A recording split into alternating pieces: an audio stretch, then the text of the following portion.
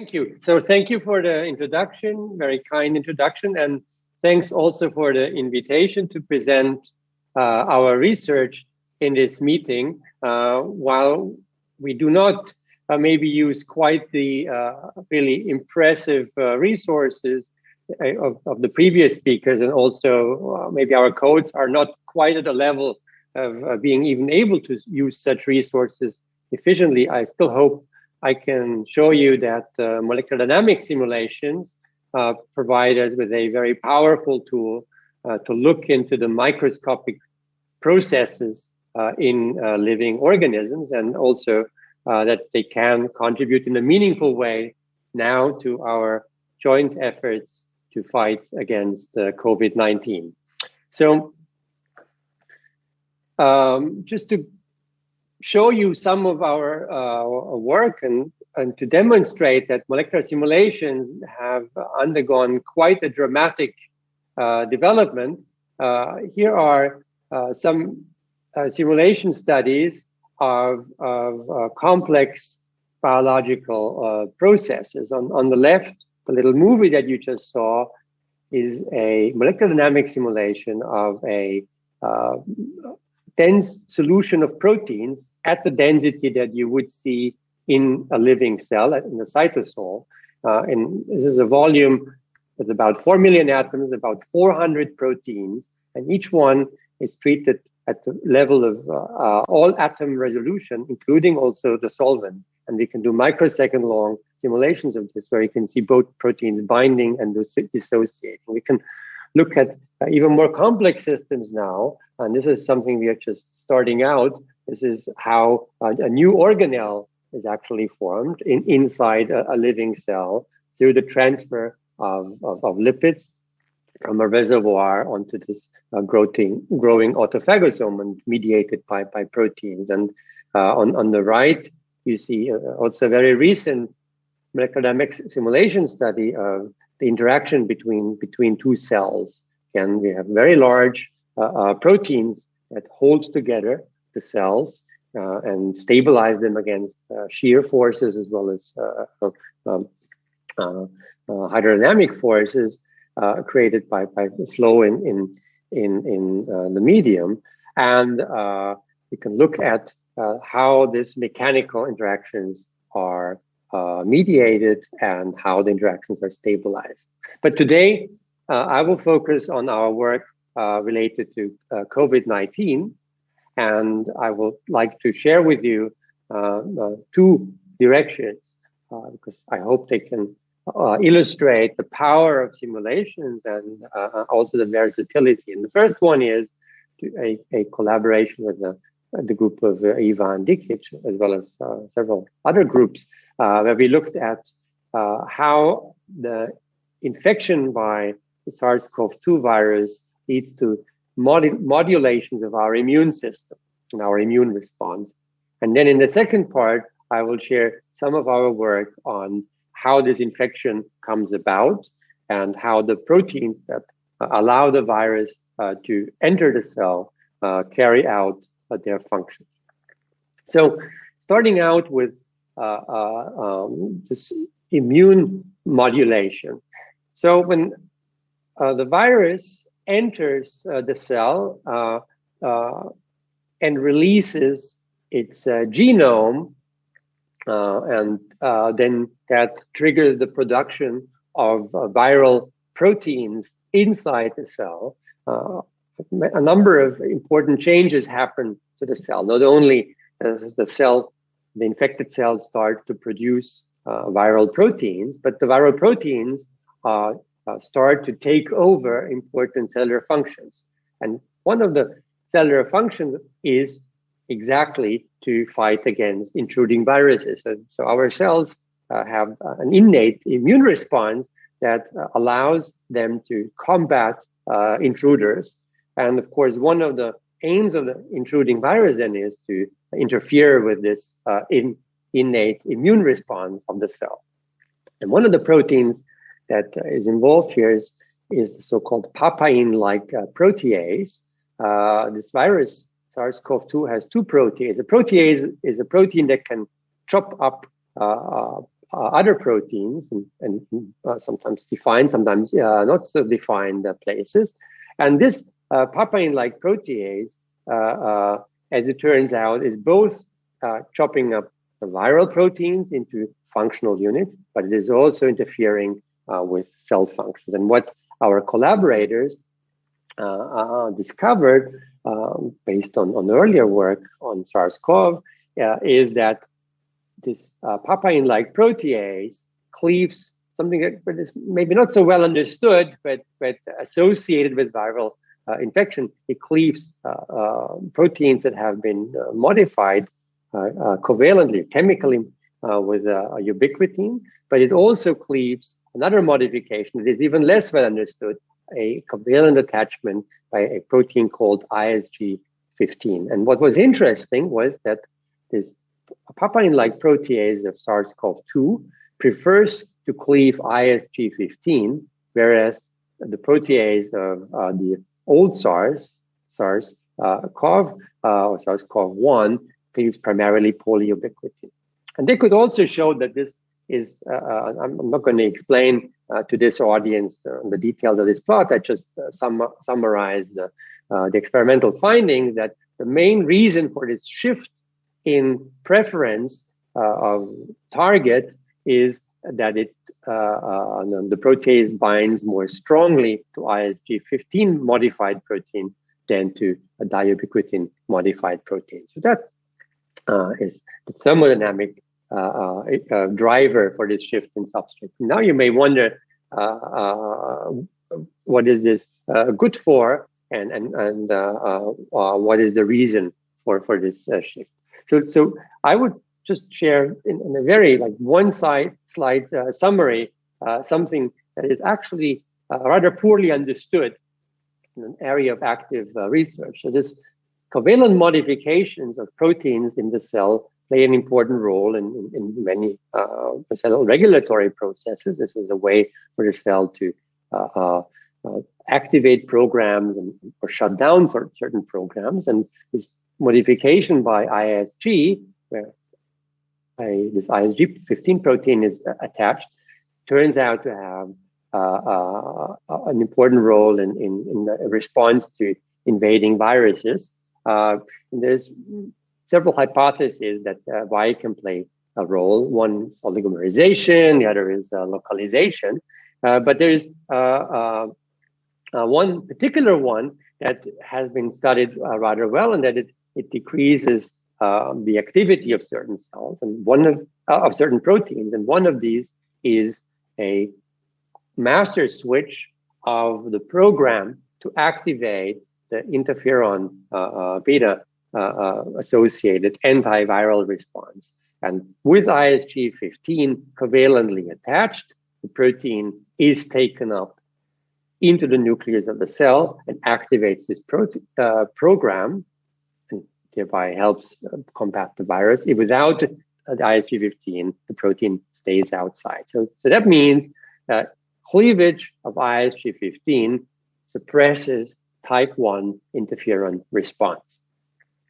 So that was what we suspected was going on here. And so our collaborators determined the structures of the protein involved. This is the papain-like protease in complex with its two substrates, ubiquitin and ISG15. And what they found was that there were very few chemical changes in this protein at the interface with its two substrates. On the left, substrate is ubiquitin or diubiquitin. On the right, substrate is ISG15. And this should say is these are structurally very closely related proteins. And the only changes in either interface was a single amino acid change. So essentially, a few atoms, 2 or 3 atoms, have been changed on in this interface. Yet you see this very pronounced change in substrate preference.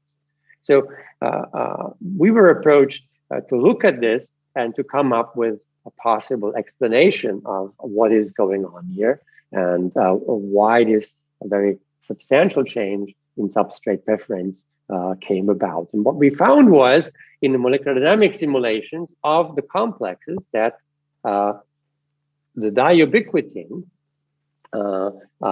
whereas one of the, so it has two ubiquitin parts that are covalently linked to each other. One of them stays tightly bound, but the second one, the distal ubiquitin, actually falls off within the simulation time of a few microseconds, and does so consistently in multiple runs. By contrast, ISG15 remains stably attached throughout these simulations. So that's reassuring, because we can recapitulate stronger binding, tighter interaction of ISG15 with the protease than with diubiquitin. But the power of the simulations and having these detailed resolutions, just as we saw in the preceding talk, by resolving the flow fields in greater detail, is you can zoom in and get an understanding of the processes that are going on. So here, by zooming in, we can look at the processes that happen when the two proteins separate, when the distal ubiquitin falls off. And what we saw was consistently that the key event in the transition was happening at this interface between two hydrophobic regions, where a mutation, one of these amino acid changes that I briefly mentioned to you, changed the amino acid from a hydrophobic, that is water repellent state, to a less hydrophobic, slightly polar state. And this slight increase in polarity in SARS-CoV-2 as compared to SARS-CoV-1 allows water molecules to enter into this interface, usually just transiently, and then they go out again. But if a sufficient number of them enter between these two amino acids, stabilized in part by this interaction with a hydroxyl group of threonine 75, that then triggers the full dissociation. Water goes into the interface completely, and the protein falls off. Now, we can not just look at protein interactions, but we can also look at possible inhibitors of this papain-like protease. And so this is actually a target that we have validated. My collaborators have validated. So if you inhibit the papain-like protease, you can shut down viral infection. So that's very promising. And we have at least a candidate inhibitor already based on the earlier work of the Mesekar group for SARS-CoV-1, which was then unfortunately not followed up upon.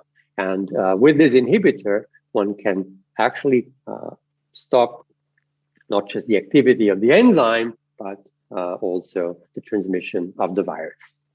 And in the MD simulations, we can show how this inhibitor acts and how it blocks the activity of the protease. Now, this brings me to the second part of my story, which is the dynamics of the virus, the viral proteins during infection. And here I will focus on this protein that has this prominent structure at the surface of the virus. It's called spike or S protein. And it is the protein that drives viral entry in two ways. It recognizes the receptors on the surface of the human cells that are about to be infected, and it allows the virus to fuse with the human cell membranes and thereby release the genetic material of the virus into the cell. So this protein is quite large, and the structures at the time had been resolved only for the top part, the spike head.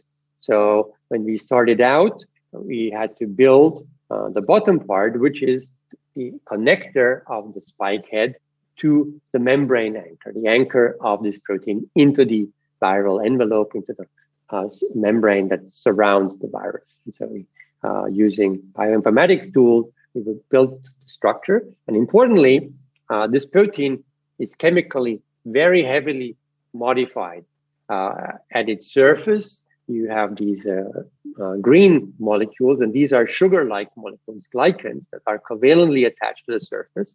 And as I will explain later, they play a very important role in the way the virus evades the human immune response. In addition, there are also chemical modifications in this membrane domain that attach this protein even more strongly into the membrane through palmitoylation.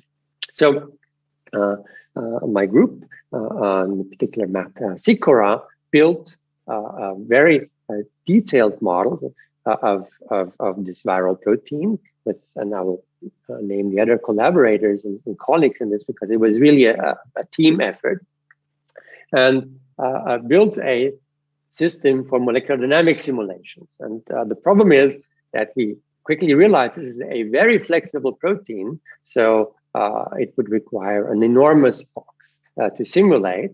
And to deal with that, we actually, instead of having one big box, which is mostly filled with water, where the protein could flop around, we actually filled the box at the density of these proteins, as seen in or expected based on earlier tomograms for the viral surface. That led to a system with 4 proteins and 4 million atoms. And using the GROMACS code, we could simulate this for about 2.5 microseconds in a few weeks' time. By having 4 proteins, we effectively have 10 microseconds of sampling. And here you see how these proteins now move during a few 100 nanoseconds in the simulations. And you can see they tilt, they bend, and they interact with each other. And this flexibility is in large part due to hinges that we could identify in our ND simulations. And these are like joints in the stalk between the head and the viral membrane. One joint is at an ankle, one joint can be thought of as a knee, and then one joint acting as a hip. And they give the protein enormous flexibility. While these simulations were being carried out, we also learned that our tomography colleagues had collected high-resolution images of the virus using electron tomography. And what was quite amazing is when they now looked at these in more detail, they recognized that the joints that we had seen and also other details of the structures were actually present. So our model was capturing the dynamics and the flexibility of this protein to the point that if one now looks at the raw tomograms, the electron density of individual viruses as they have been harvested from infected cells and then imaged using electron tomography, the densities that you can see in these tomograms correspond to snapshots as seen in our molecular dynamics simulations. So why the flexibility? So we think that is important because through the clustering of the spike protein and through this flexibility, the virus and its surface protein can interact very tightly with human cells by having multiple interaction points. If this were a rigid connection, it would be very difficult to have more than one, maybe 2 interaction points. But by having flexible, like in a Velcro type feature, surface interaction elements, you can have what is called in biochemistry a very high avidity, meaning multiple weak interactions that together lead to a very strong interaction. Another aspect that we looked at, which as I already mentioned, that is very important, which just briefly sketches that this protein is extensively covered with these sugar molecules. And, I just say in this slide that this sugar coverage, which we had built based on very early mass spectrometry data, actually was then confirmed in electron tomograms. And here you see now what the sugar coverage does. These sugar molecules, these glycans, are very, very flexible. And what they do is effectively they coat the entire surface. Very little surface is unmasked, uncovered, accessible. And that, of course, has a very profound impact on interaction with antibodies. So if we know that antibodies do not bind well to sugars, because sugars, we use the same sugars on our human cells, so this would be very detrimental if antibodies were targeting sugars. And that means very little of the viral surface is a possible target. So to identify the surface that could potentially even be targeted, we again used our MD simulations of the viral spike and combined information on accessibility, this is raise and docking, rigidity, the conservation of sequence features, and the ability of these sequence features to interact with antibodies based on earlier bioinformatic tools. And we combine these into an epitope score. And turns out that, again, bioinformatic analysis informed by the simulations captures all known epitopes, actually, and in addition predicts a handful of new epitopes that could be targeted with designed antibodies. And again, we hope that this will stimulate further research in this area. The last point, and I'll make this very brief, is that the sugar molecules actually are also important in the interaction with the virus on the human side. So the receptor that primarily binds to the SARS-CoV-2 virus, called ACE2, and it is also, so it sits at the human membrane surface, and it is also covered with sugars. And it turns out that its sugars, one of them, they could show a blocks binding. So it's helpful to have, whereas another one actually stabilizes the interaction with the spike protein. So again, possible therapeutic intervention points could be identified in this way. With that, I think I should go to some brief summary of my presentation. I started out with showing you detailed insight into the immunomodulation, how the papain-like protease shift its substrate preference between SARS-CoV-1 and SARS-CoV-2, and how this is related to a really tiny effect at this interface, how it favors water penetration into an otherwise hydrophobic interface. How this interaction is stimulating the search for therapeutics that target the protease.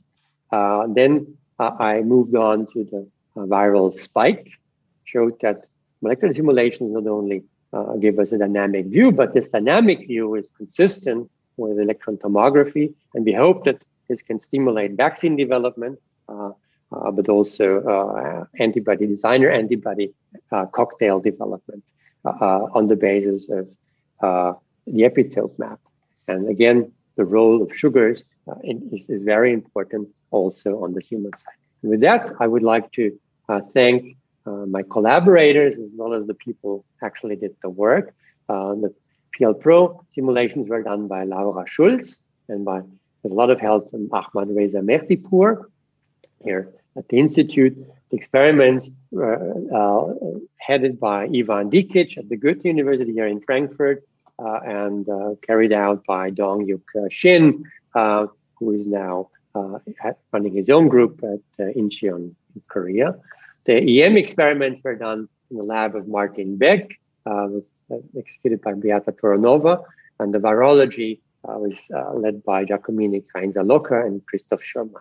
And the simulation of spike was done by, already mentioned, Matt Sikora, Søren von Bülow, Florian Blanc, and Michael Gecht and Roberto Covini, in an amazing team effort under very difficult circumstances. And spike and AC2 interactions again by Reza Mehdipour. And with that, I would like to end. And if you have questions, I will try to answer them. Thank you very much.